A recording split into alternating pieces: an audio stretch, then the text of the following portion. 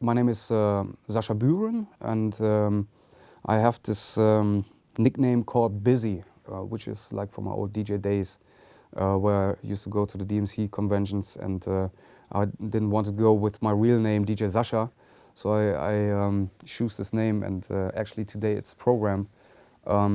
We have this big studio here in Berlin running, mostly known for mastering services, where I work for a lot of German artists, also working on some international projects, and a lot of well-known names like Unheilig, Seed, Gentleman, Herre, and yeah, and we also have in our facility we have a beautiful production place with the SSL AWS 948 Delta console. A beautiful recording room where bands can record music or also doing rehearsals. Actually, we have a house full of music, and I'm very proud of it. And I'm also proud to be here today, which is like a very magic moment, given a workshop in the legendary Abbey Road Institute, showing people how do I work with the artists to do the mastering, the finishing touch on one of the famous artists in the world, living legend Sir Paul McCartney, not to be forgotten, Sir Paul McCartney. And it was fun, given this workshop, dive deep into the production, show the people how we work with the sound. Also, Timo was live via Skype, and James Teej, his producer.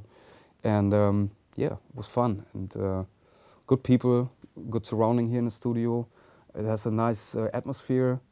I'm love sitting right here at the desk. I mean, I was listening to my masters here today, and it's good sounding. I really can hear my mixes in here and my masters, and feels very, very good to be here. Actually, I started in the end of the 80s. I'm a hip hop lover. This is where I'm coming from. Hip hop is in my heart and my soul, and this is how I grew up. I grew up also with the 80s sound, and I was always into DJing, and like I said in the introduction, I said I got this nickname called Busy, and I started as a competition DJ in the late 80s for the Disco Mix Club, and here in Germany, and this is how I choose my name. I was like, I didn't want to be as DJ Sascha. I want to be DJ Busy. And yeah, then the guys who actually who was doing the German DJ convention here from DMC Deutschland, Germany, they asked me if I have some guys who can rap, so we can build like a production team for a band, for a rap band, because they saw me as the DJ, and we needed good rappers up in front. And I had good friends. They were stationed here on an Air Force base near Hameln, and so I formed a group called Black. BLAQUE stands for Brothers Love Another, Questing Unity Everlasting. And yeah, I got me a little equipment from a friend. He didn't use it no more, and he said, hey, you can have it, you can do your productions and stuff. And this is how I started with producing, actually, and this was like in '91. We was getting our first contract with EMI Electrola back in the days. We was producing a whole album, which came out in '92, and yeah, and music was always, yeah, it was my first love, actually, you know, and I stuck in there, and I was working as a radio TV technician by the time, and but still was in love with production, so I was getting more and more equipment. Then I met this young guy. His nickname is Curse. He's a well-known rapper here in Germany. We both actually started working on his productions on German hip-hop music, and this is how I got into production mixing process. Yeah, after he signed by Jive Records in '98, There was a little money income. We had a budget for doing the production, for mixing it good. And the money was there to go to the States, to go to my icon and legendary Tony Dorsey at Masterdisc, where we mastered his Curse first album. And magic moments happened by this time in New York. First of all, sitting there doing the mastering with Tony. He's well known for Jay-Z. He was doing the stuff for Teddy Riley.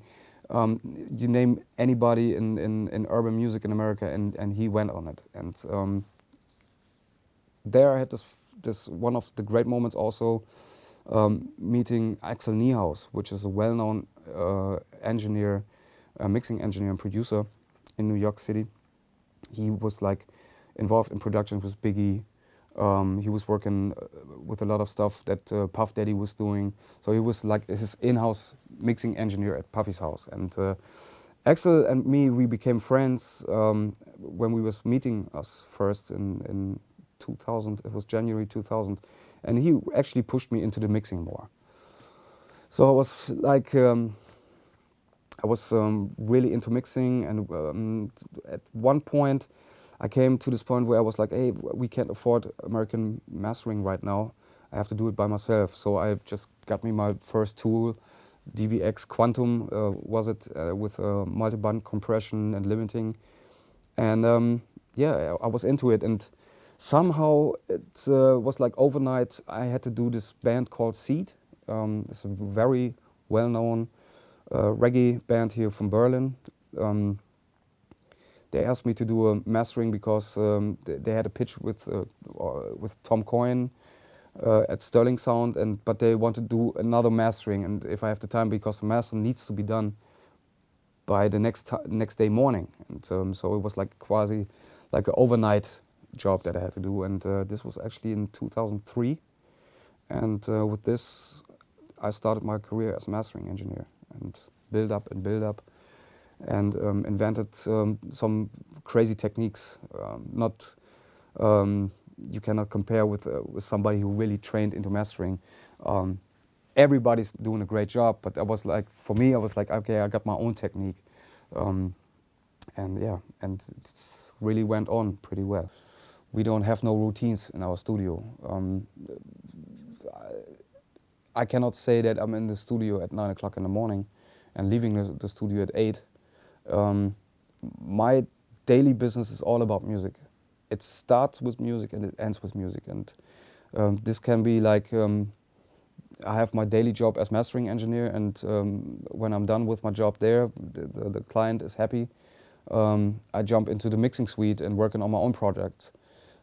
Since I'm actually came from production, I'm going more back into production. And I have a lot of good friends on my side. They're pretty good musicians, and where I try also to support. Since we have this mixing suite, I have all the abilities. I can do whatever I want. I'm not how you say, I'm not stuck in this mastering thing. I do my mastering and it's doing pretty well, but I cannot stop working with music actually. So I end up in my production thing, and which is also very interesting in the times nowadays where people are going more in working in the box, like have they Pro Tools sessions on a laptop with some stuff like the beautiful UID stuff. You're not limited no more actually. You can do whatever you want to do, but you can do it on a small space on your laptop, and there's a lot of great mixes be done in the box. But now I have the tool, I have the thing what I've always dreamed of. I have a console, so I can blend both best worlds together. I mean, working in the box is no shame, but put it together with the analog world, it's like it's a new. It's not new, but it's an untypical way nowadays people are working. I'm glad that we have a lot of people using also our studio for their own productions, where they just go in the SSL room and be like, yeah, we can have for small budgets we can work with with the solid state logic, and have the sound that big studios in London or either New York have, or in Los Angeles, and yeah, this is my daily business. It can be I'm in the studio from 11 o'clock but doing sessions until 4 in the morning, but I also be up in the studio running the studio from 9 o'clock and have no weekend, by the way. But it's for my music, it's for me, and it's for my heart that I just like working with it. I mean, it's not work, it's passion. It's all about passion, and the free of I can do whatever I want to do. I can work on any music I ever want to do, and this is what I love at my job, my passion. I see there's a big change on the market when it comes to mastering for CD, when it comes to mastering for vinyl. Vinyl is having a big comeback right now. All the plants here in Germany, they have stress because so many record companies want to release their big names. Also, the not so famous artists on vinyl, so they have a large time of they have to wait too long for the pressing plant to get the vinyls. But the thing is, yes, the change also with the digital world. I remember where people were saying CDs, they don't sound right because vinyl is much better. But this was the time where the mastering engineer came from actually mastered for vinyl, and he had to transport his knowledge into the CD world. And through all this digital treatments that we have nowadays, or what can we do inside the box, how big can be the levels and everything, CD wasn't sounding bad at all in the beginning, but people couldn't really check the dynamics on a CD, because the CD loudness in '91 was much more lower than nowadays. And this was actually the trick. The loudness actually bring more liveness into the CD. And actually, my private how I listen to music in private is actually not CD anymore. I also have my Spotify player. I also watch videos on YouTube. I'm not even having a hi-fi system at home. I have my hi-fi system in the studio. When I want to listen to good music and loud music, I go into the mixing suite. I have my ATC 150s there. This is my stereo system. And to analyze some stuff, I go into the mastering suite. But I never use headphones anyway. But there's a change. I don't think that MP3, AAC, so specifically the Mastered for iTunes things, done something great to music, because they care about what's happened in the process to convert a CD master into a AAC, iTunes Plus file. There was a lot of I had to really dig deep into it, into the process. What does the conversion into mastered for iTunes, how affect it the sound?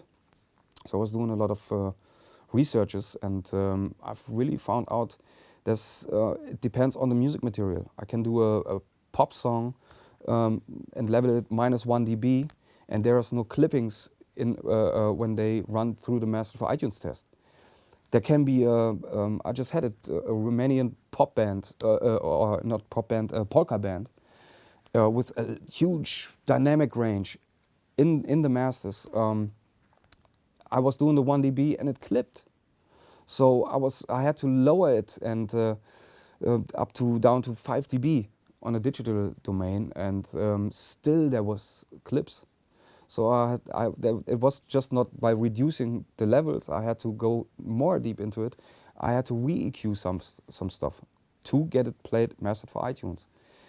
So, but this is good, which means we still care about how music sounds, and this is the most important stuff. And I believe that that we will have a revolution someday that they don't work with those MP3 or AACs no more, because we will have large storages on our mobile devices, more than 256 gigabytes. The storage will change also the way we have to treat music, and in the end, as mastering engineer. But I will say that the CD thing will end up one day just like vinyl, but it will not come back. The vinyl will still be there, because there's a lot of vinyl lovers out there, and yeah, and I still like it. Go on my 1200s and have the right and the left turntable where I can do my routines from back in the days. Still in old age. Never stop believing in yourself. Believe in what you love to do, what you like to do. Don't listen too much to other people. See, when I grow up as a kid, I had a good childhood. I had beautiful parents, and with a lot of understand for that what I wanted to do, and they was always supporting me on this. Of course, my dad, he wants me as a street worker, building streets and stuff like he does, and it was his dream to work like this. My dream was to work in the music, not industry, but to work with music, and it can be a long way. It can take years. I mean, since my first album I was doing to the first breakout with my hip hop music, for doing remixes for different people, it took me 10 years to be there.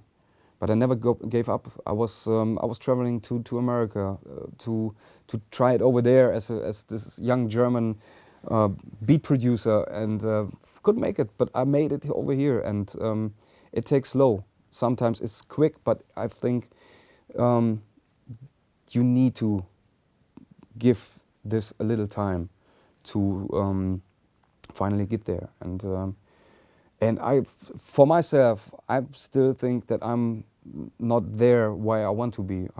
I mean, I've almost did everything what I could do here in my position. Or I was working with a lot of beautiful artists. A lot of friendships came out of it.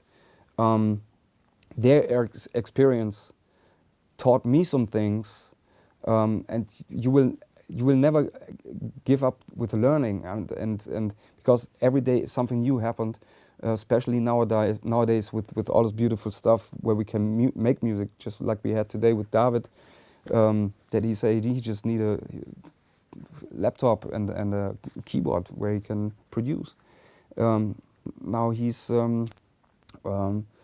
with a small setup, he works with big artists, and yeah, never give up on your dreams. And my dream was my dream was really to sit someday over here, and this wish, I had this every morning when I woke up, and I was like, I want to be there, I want to be there. And finally it came true, and I'm really thankful for this. And it's not, how you can say it, is don't take it for granted. This is actually, don't take it. You will have one day, you will have this chance to get there, but you have to also work hard. I don't cry, and I don't I don't want to go to my job this morning. No, I want to go to my job this morning because I made it my job this morning, and I want to do it tomorrow, and I want to date after tomorrow. And yeah, work brings a little money, brings a little enjoy, brings stuff like this and the magic moments. And if you ever saw an artist who was working 10 years on his album coming to you for mastering, and you see his eyes when he held in his hand the final CD master, this is the best thing that can ever happen to you. See an artist who's happy, thankful, and then he goes out and shows the world what he was on the last years, and I'm really always so happy to be part of this, and I have a lot of moments nowadays. I really enjoy it and be thankful for being here in the music industry. I mean, it's not about the industry just being here as a musician, as a producer, as a mixer, as a masterer. Yeah, what else can you have in this world? And good people surrounding you. This is the most important thing.